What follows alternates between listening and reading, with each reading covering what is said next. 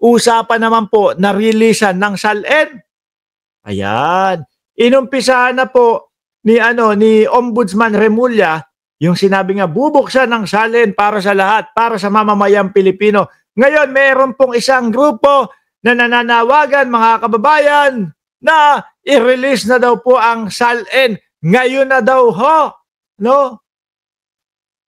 Siyempre, ang unang-una na nire-request nila ng SALN, ang Pangulong Bongbong Marcos. Sa umpisa pa lang ho, mga kababayan, kakasambit pa lang po o sinabi pa lang po nitong si Ombudsman Remulla na magbubukasan ng SALN o hahayaang makita ng publiko ang mga SALN ng mga politiko. Ano po ang sabi ng Malacanang? Bibigay agad. Pag ni-request na ng Ombudsman, ni-request ng Kongreso, ni-request ng Senado, bubuksan agad, ipapakita agad ang SALN ni Pangulong Bongbong Marcos. Di ba? Game na game ho, mga bossing Sino pa po? Hinamon ng mga Duterte. Ito pong si dating Speaker, House Speaker Martin Romualdez. Hinamon nila, mga kababayan, na magbukasan ng SALN. Okay naman po. At idinamay na ni Martin Romualdez, pati po BICAM, ipakita na natin sa mamamayang Pilipino para pag nagbabudget hearing tayo doon sa mga ganito, ganyan, alam nila kung ano yung mga pinag-uusapan natin. Hindi sikreto sa mamamayang Pilipino. Bakit daw ho? Kasi mamamayang Pilipino, sa mamamayang Pilipino, galing ang pera na yan. Tax ng lahat yan. Di po ba? Dito po sa gobyerno ni Pangulong Bongbong Marcos, isinisigaw na nga po at gustong-gusto ng gobyerno ni Pangulong Bongbong Marcos yung transparency ho. Nung panahon ni Martires, ang ombudsman, di ba?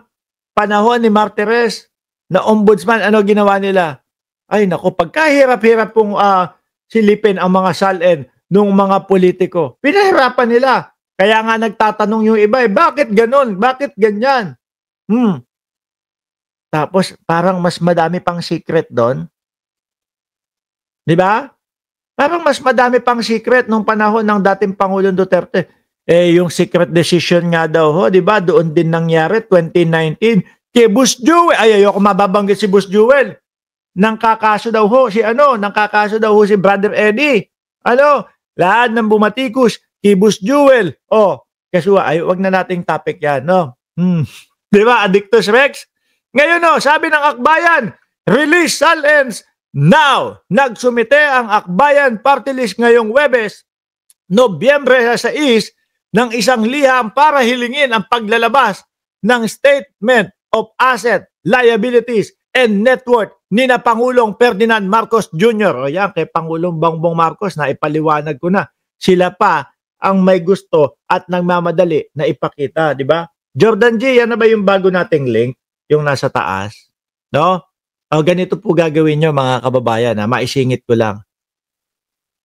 Ang gagawin nyo po, mga bossing, pagkatapos natin dito, pindutin nyo yung link, yung nakasulat, Jordan G. Birahan PH, dyan sa taas. Pindutin nyo, lilipat agad kayo doon sa Birahan PH. Doon natin iduduktong yun. No? Yung kapag kinapos tayo ng oras. 1 oras kasi tayo dito o mahigit.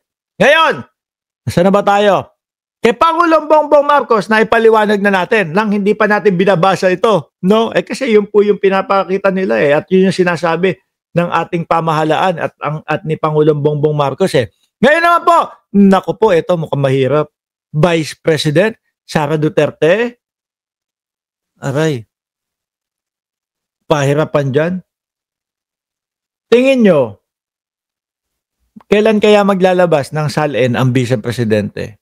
Maglabas kaya? Hindi, tanong lang. Maglabas kaya ang Vice Presidente ng kanyang Statement of Asset and Liabilities and Net Worth?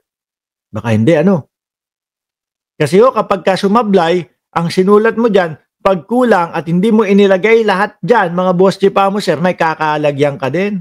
Sabi ni J. Timblique, negative daw, mukhang malabo. Yung mga bank accounts nga Sabi ko, doon sa isang in-interview natin isang beses, si dating Senador Trillanes, Boss, kapag ka ba yung SALN na yan ipinalabas na, ipinalatag na, pati ba yung mga bank accounts nila mapapabuksan? Ay sabi, baka daw posible at maaari na mapabuksan yan. 'Di ba?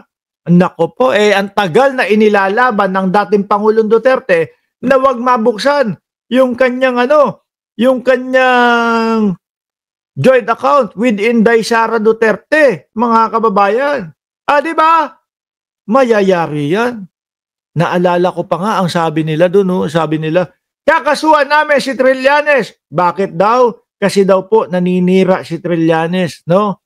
Libel daw po ang ikakaso kay dating Senador Trillanes kasi nga sinisiraan daw sila nito na meron daw pumapasok na mga pera ng mga drug lord doon sa bank account na joint account ni Sara Duterte at ng presidente dati.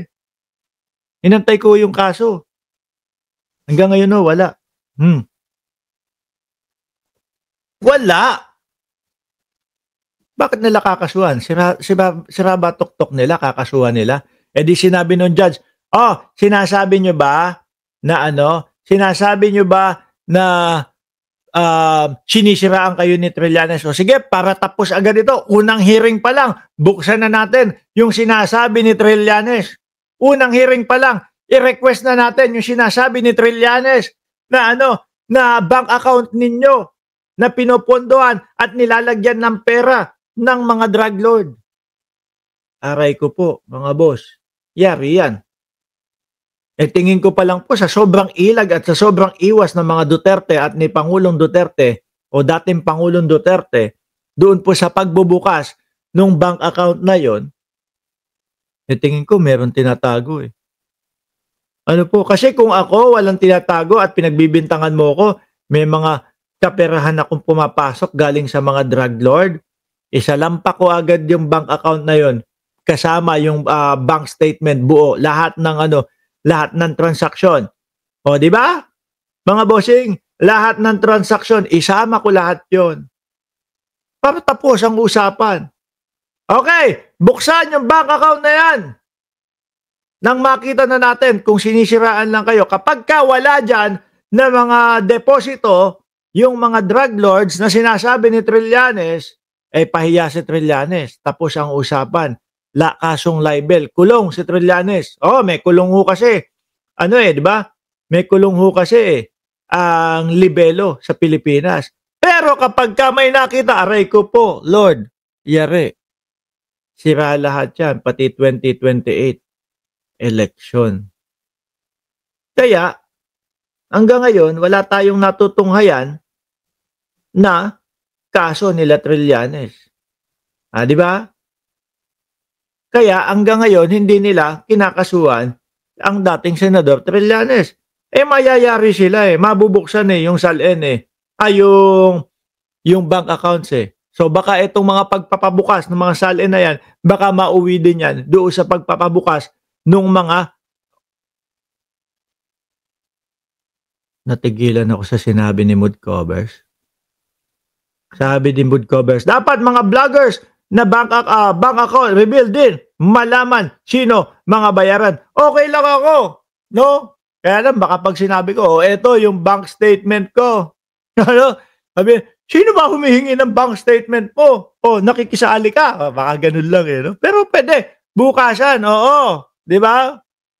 Anyway, mga kababayan, kala ko, alamin kung saan yung mga kinikita ko. Alam nyo naman po, paano-ano lang tayo, pa-extra lang ho tayo. Ngayon, Inday Sara, mukhang malabo yan. Mukhang di maglalabas ng SALN yan, At, eto pa, mga opisyal ng Constitutional Commission at ni dating Ombudsman Samuel Martires. Ayan, magkaalaman talaga para malaman natin kung ano kaya talaga yung dahilan niya kung bakit pinahirapan niya yung maipakita sa publiko yung SALN ng mga politiko at mga nagtatrabaho sa gobyerno.